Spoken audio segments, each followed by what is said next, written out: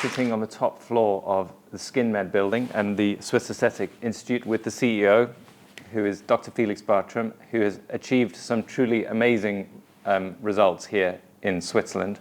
And I'm very honored to be able to bring him to you guys and see what he can share, because it's been a tremendous journey and he's open to sharing all of it, so that you can hopefully feel inspired in your businesses.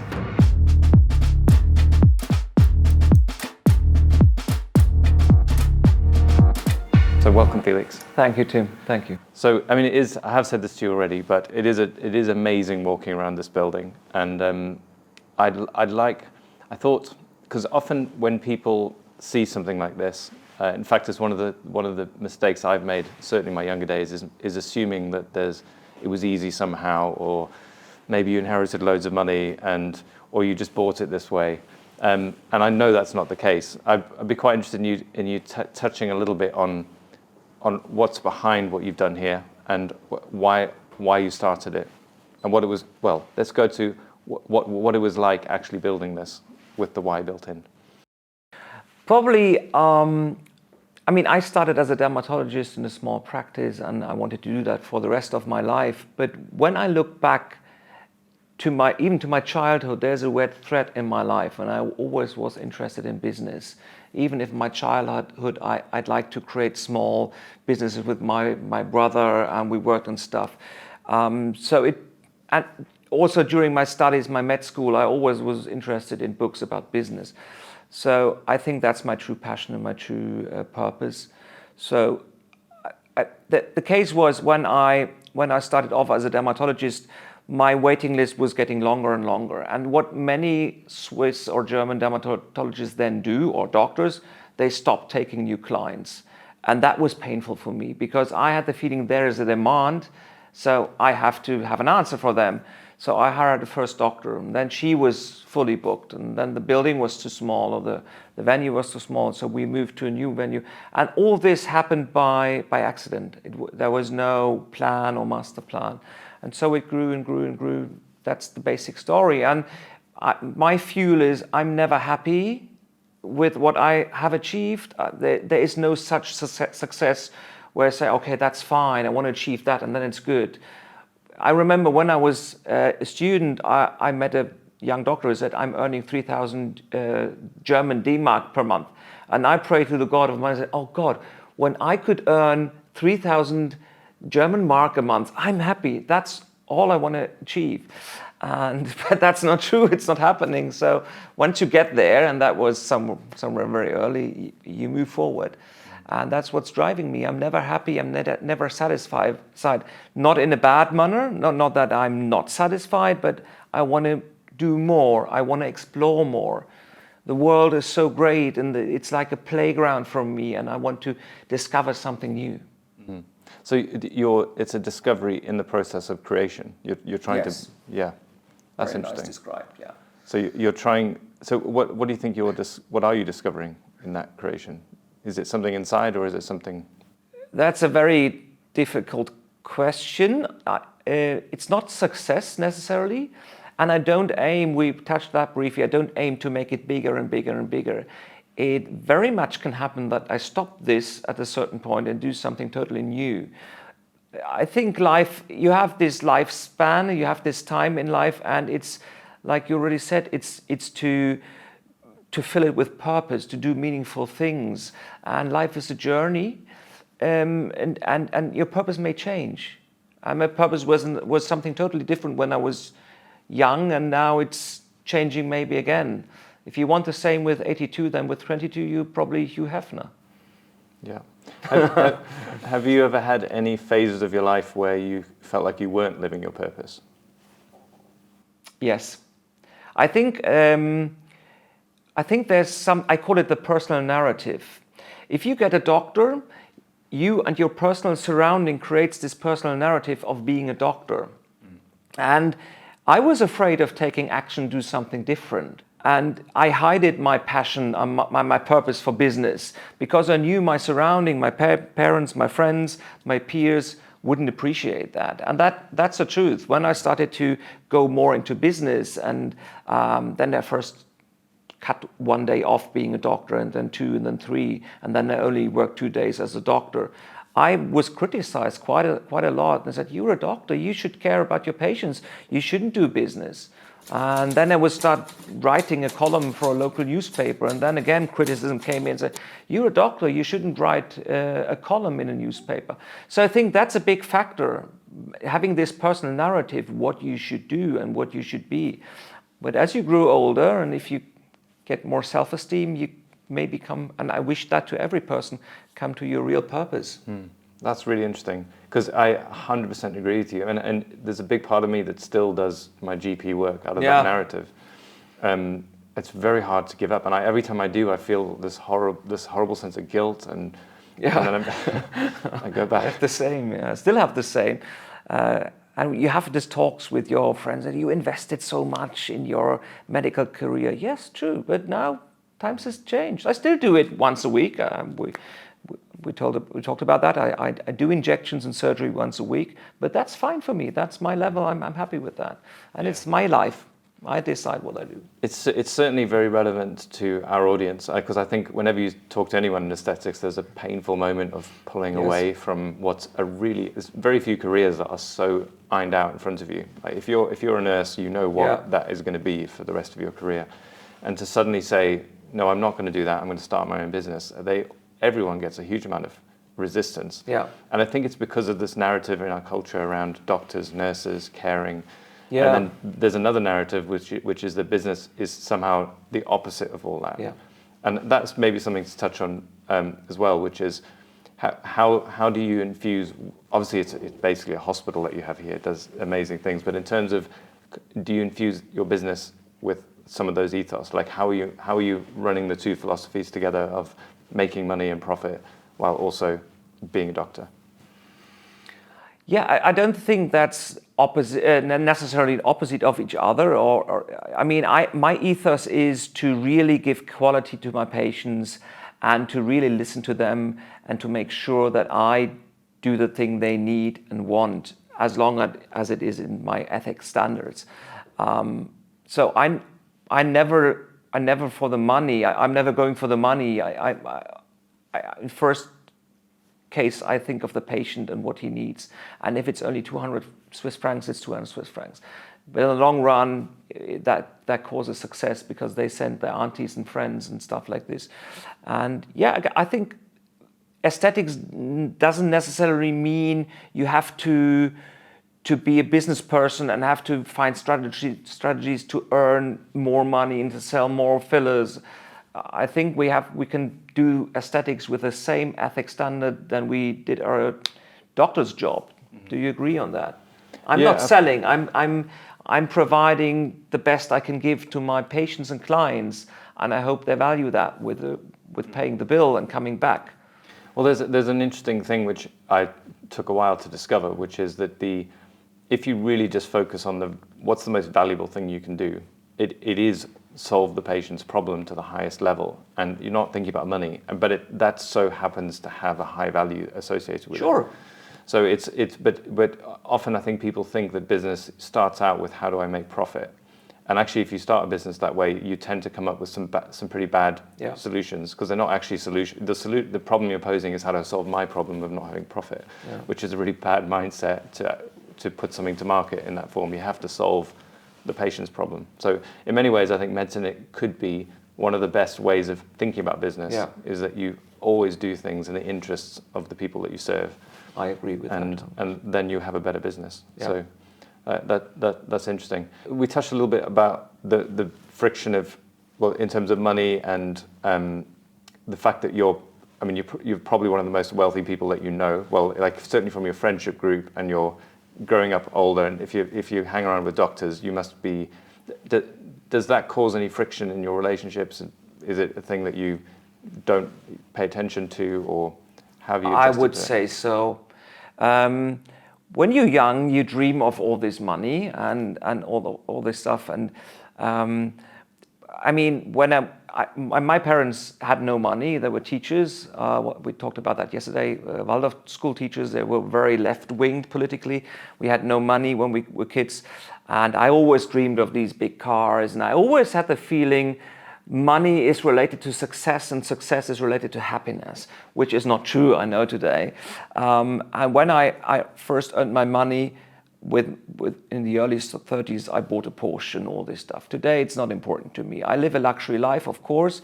I can afford almost everything. I don't have to watch on the prices in the supermarket. That's a very liberal thing, but money is just freedom for me. The freedom, for me, it's important. Freedom is a very important word in my life in many directions, but I appreciate just to travel wherever I want, whenever I want, with any vehicle I choose. I want to be quick there, and then I can go there. That's something very important to me. But in my relationships, money is not an issue. I'm a very down-to-earth person. I have dogs. I appreciate the nature. We can sit and have a beer and we just fish and chips. I don't appreciate that fancy lifestyle that much. Yeah, but do people ever impose their narrative on you? Probably, but that's a good question. I never thought that much on that. I mean, maybe you shouldn't think about it because it's a never-ending negative possible question. It's something that I've struggled with. It has good sides and bad side. On one side, your status grows, and having a high status is good because things happen easier. If I do a phone call, most things are happening then. While my staff tried it several times without success, and stuff like this. But also maybe maybe it causes some negativity, but I don't feel it that much. I sometimes fear the status thing in a bad way. Like I naturally do not want people to, it's useful as a business thing, but I like everyone to feel equal. Sure, but that's what we talked earlier. When you go on our webpage, you hardly find that I'm the CEO and the founder and owner of this business. As I told you, all doctors are the same, and I'm the last one. If you watch to our webpage, I'm amongst the last 3 doctors on the pictures and on the, how do you say that? So I consider myself as an easygoing person, and I don't know how you think about me and how you feel. So I don't think money or status or stuff like this is an issue between me and friends and colleagues. But also when I'm in my business, I'm very clear and I'm very structured, and when it's necessary, I use my status, yes. Yeah. I wonder, because a lot of our audience battle with the money side of things, and I think it's one of the first hurdles, particularly as an NHS type employee, because we all have the more left-wing narrative going on, and that if you make money, if someone gives you money, somehow they've lost and you've won. What advice would you give to someone who's battling with that kind of philosophical issue, with the fact that they want to start a business, but they have these other thoughts? Yeah, I think I would come back to the things we talked about initially. If we have this mindset, taking from the medical field, being ethical and delivering the best we can in the high and safe quality, we shouldn't bother charging for this. Why should we? And I said, I never ask Julie. I think I'm one of the generous person on earth. I love giving money, and I have the feeling it all comes back.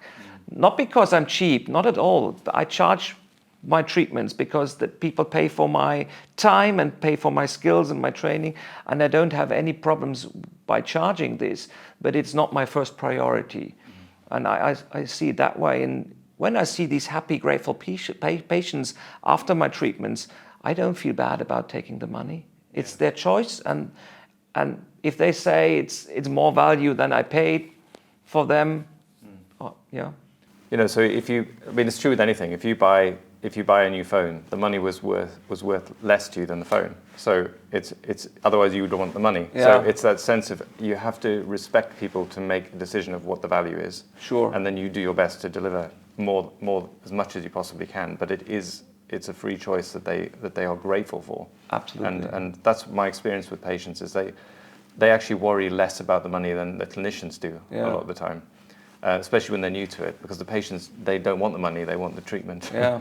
And the clinician has this internal battle sometimes. There's something interesting. As I said, I started off as a dermatologist, and my first practice was just a regular practice, more or less. Maybe a little bit more posh than an average practice, but just normal.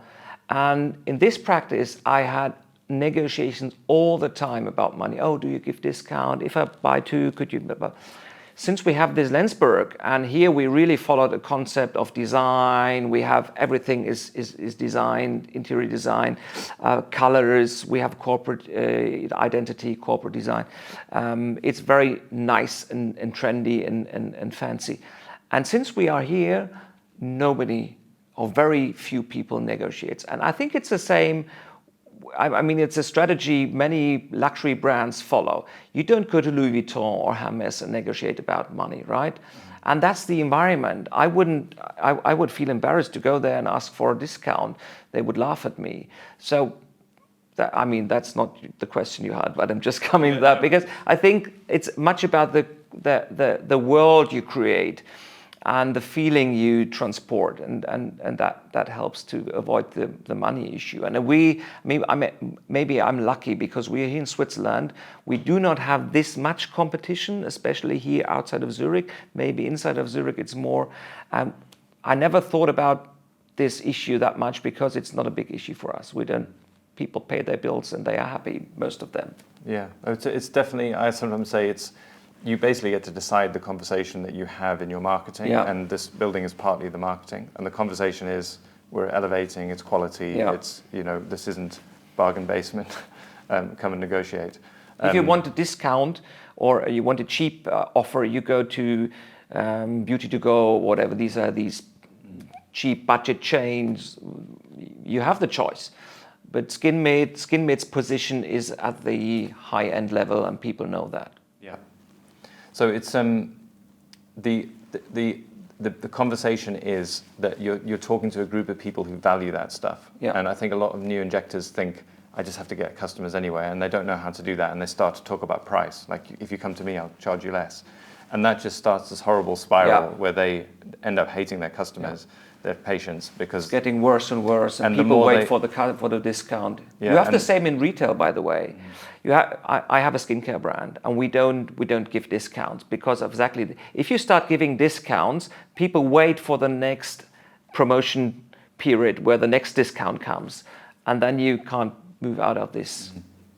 Tell me about that's just an interesting segue of starting a skincare brand. Tell me about how do because a lot of branding is the story and the philosophy. What is the story and the philosophy behind your skincare brand? Well, at a certain extent, we have to think about how can we communicate and transport our business and our philosophy. And I discovered that what we are doing, the aesthetic industry, plastic surgery, injections, is difficult to get into the media. And if we are in the media, it's always about botched celebrities or stuff like this. So I'm thinking of different ways how to spread our message. And skincare is at first a very logical piece of the puzzle, right? Because we see all these patients every day in the dermatology department as well as in aesthetics, and we can sell these products and they love it. And it's also a good advertising tool because people see it in the department stores and see Skinmed doctors and Google it. The same with the restaurant. So the restaurant is another piece of the puzzle to transport. I mean, another brand doing it well is like Red Bull. They sell drinks, but you know them for these sport events and adventure. And if you think of Red Bull, you always think of these cool guys flying with these, or driving motorbikes or driving fast cars. So they create this world of adventure. And we want to create this world of beauty and feeling good in your skin. I love that. It's also very helpful for me to see how strategic everything is. So it's not just, we should make money with skincare, we should open a restaurant. There's a strategic benefit, which is it's marketing for everything. So you've solved the problem of how do I get into the newspapers on my terms, rather than when something goes wrong. Yeah. And that's a really useful thing to understand as well. You're clearly very strategic in how you see things. And I actually think it's one of the things a lot of people, they don't even necessarily understand what strategy is, and they replicate other people's strategies from the outside, which is never the same anyway. Yeah. So, and that's one thing to ask yourself in a new business is how can I get that attention in a way that other people aren't doing it? And also, how can you basically provide your service, but in a way that's strategically better than everyone else? Yeah. And if you just ask those questions, eventually Yeah. you'll come up with a better answer than copying everyone else. I think you can be distinctive by just following your purpose. Every person has something unique. Some like interior design, so they might be incredibly talented in creating this lovely small environment with drinks and a coffee machine, and they get patients because it's just a beautiful place. Or you are a very good communicator, and that's your strength. And I mean, I'm not strategic because I have to be. It's just my purpose. When I'm in bed in the evening, I'm not watching soccer or movies. I'm thinking of how to move forward, how to make things better. What kind of business are we doing? I love thinking of stuff like this. So it's not work for me. It's just my passion. Mm-hmm. Yeah, I think it's very unusual. I sometimes wonder if it's because you said you've always been that way since you were a child. Yeah. So it's just the way that your brain works.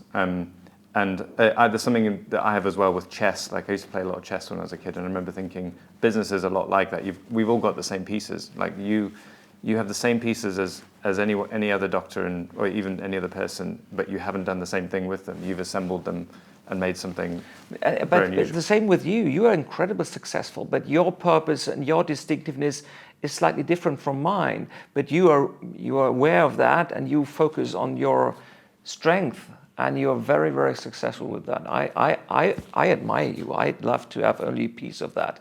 Your educational skills, your knowledge, the way you do all this educational stuff. And yeah, I saw incredible things last night, which is beyond these, cut it out if I don't allowed to talk, the 3D stuff. I was totally blown away by that. Yeah. No, it's been like what you said, like an accidental discovery, because what I love about Julie is she was so planned and she had this vision and she executed it. But for me, it's been an accidental discovery, and I have little visions. But that's the same way. for us. Same for me. I haven't had no master plan. Mm-hmm. I might be strategically, but that's by accident. Yeah. You also use the word play as well, that it's a playground. I think a degree of play is really important. I often look back to my early days of photoshopping my brother's head onto a dog and thinking I was playing, but I was learning some of the skills that I now use to communicate, and you just never know what game is going to end up with as being a useful skill. I think it's important to enjoy the journey, also for the audience.